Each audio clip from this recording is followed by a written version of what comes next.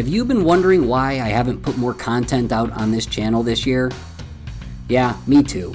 I really wish that there was some amazing reason, something really good happened. Obviously, we don't want anything really bad to happen, but it really wasn't. It's just kind of been a slow start to the year, been really busy with a lot of different things, and haven't had time to put out much content. This is You Heard It Here with Dr. Gary. You're watching earwax removal vlog number 79, and we're going to get back to putting this content out here in the rest of 2024. Our first patient had a really dirty ear. We took a look in there and we saw a ton of wax, removing it, revealing an eardrum. But not all ears create earwax equally. As we take a look at the other side, same patient, there is absolutely no wax.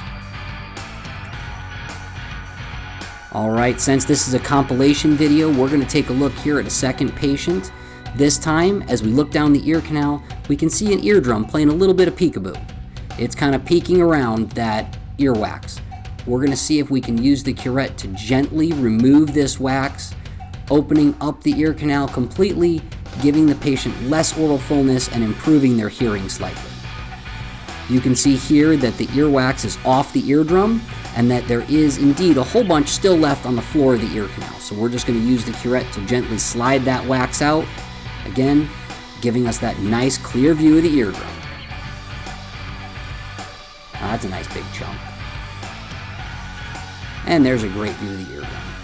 So now we're going to look at the other side. Is there more peekaboo? Let's take a look and see. Yup, despite this ear canal being very narrow and taking us a little bit of time to get the tools in there, the camera and the curette, we are able to see a little bit of the eardrum peeking right around that earwax. The difference on this side is the patient used a Q-tip and clearly pushed that all the way back to the eardrum. On this side, they're reporting significant reduction in hearing and a ton of oral fullness. As we use the curette, we're just going to kind of pull this earwax away from the eardrum gently, attempt to give us a better view, and of course, alleviate the patient's symptoms and concerns. Right away, as soon as we start, you can see that eardrum peeking out more.